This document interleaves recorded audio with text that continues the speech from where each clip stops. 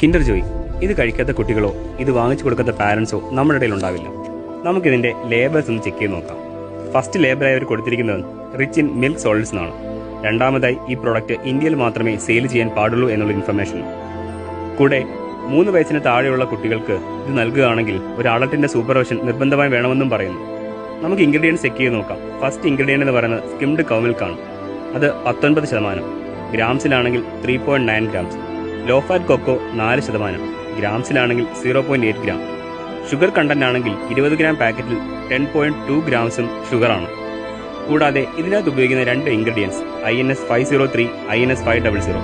ഞാനത് ഗൂഗിൾ ചെയ്ത് നോക്കിയപ്പോഴത്തേക്കും ഇത് കഴിക്കുകയാണെന്നുണ്ടെങ്കിൽ ശരീരത്തിന് ഹാംഫുൾ ആയിട്ടുള്ള രോഗങ്ങൾ ഉണ്ടാകുമെന്ന് മെസ്സേജ് കണ്ടു.